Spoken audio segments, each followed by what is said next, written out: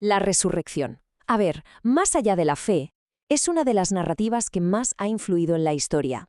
Pero, ¿qué dice realmente el texto sobre este evento?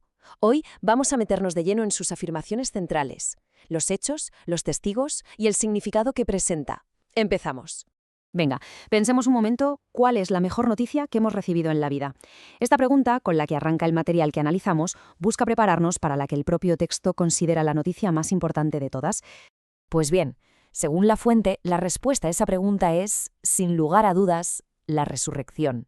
No se presenta como una buena noticia más, no.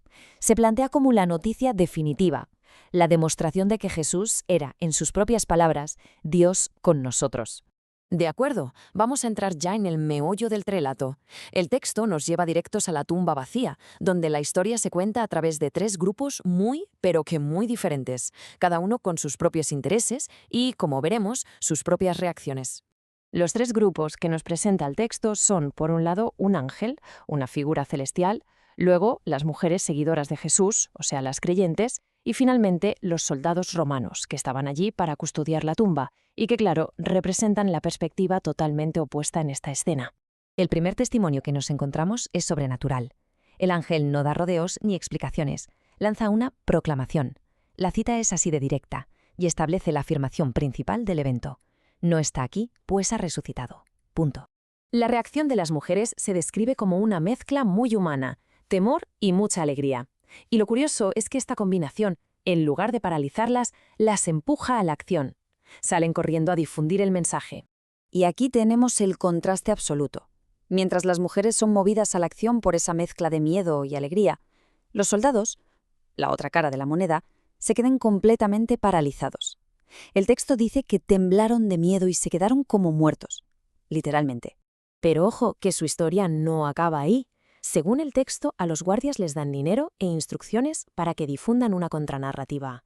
Una explicación, digamos, humana para un evento divino, que los discípulos robaron el cuerpo. Así que el punto crucial es este. Desde el minuto 1 tenemos dos versiones que chocan de frente. Por un lado, una proclamación divina, ha resucitado. Por el otro, una explicación humana, se robaron el cuerpo. El texto deja clara esta tensión desde el principio. Bien, pasemos ahora a ver cómo se desarrolla esto. Podríamos pensar que sus seguidores más cercanos aceptarían la noticia sin dudarlo, ¿verdad? Pues el texto nos muestra algo completamente distinto. Aquí la narrativa da un giro de guión muy interesante. En lugar de encontrarnos una fe ciega, el texto presenta a los propios discípulos de Jesús como los primeros escépticos. Su reacción inicial no es de aceptación, sino de pura incredulidad y miedo. El relato nos cuenta, paso a paso, cómo se intentó superar esta duda.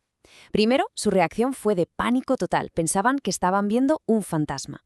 Para demostrar que no, el texto dice que Jesús les enseñó sus heridas. Y como ni con esas se lo creían del todo, por el gozo y la sorpresa, fue un paso más allá. Comió pescado delante de ellos, para probar que era un cuerpo físico de carne y hueso. Este escepticismo llega a su punto más álgido con la figura de Tomás. Como no estaba allí la primera vez, su petición es la más famosa y directa de todas. Exige una prueba empírica, tocar las heridas con sus propias manos. El testimonio de los demás, para él, no era suficiente. Habiendo establecido el porqué, el texto pasa a explicar el porqué.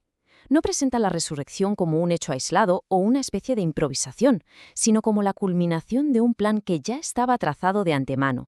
Este punto es clave. Según esta cita, la resurrección no es algo que le pasa a Jesús, sino un acto que él mismo controla. Se presenta como una demostración de su autoridad divina sobre la vida y la muerte. Por lo tanto, el argumento del texto es que estos eventos no fueron un accidente trágico, sino la ejecución de un plan maestro. Se describe como el cumplimiento de la voluntad de Dios, no como una consecuencia de las acciones humanas. Bien, y esto nos lleva a la sección final. ¿Cuál es la implicación de todo esto para los creyentes? O sea, ¿por qué es tan importante este evento, según el texto? Aquí es donde se explora el significado teológico y la esperanza que se supone que nace de él. Para fundamentar la importancia del evento, el texto recurre a la evidencia de los testigos. Menciona una aparición a más de 500 personas a la vez y añade un detalle clave, que muchos de ellos aún viven en el momento en que se escribe, casi como una invitación a que se compruebe.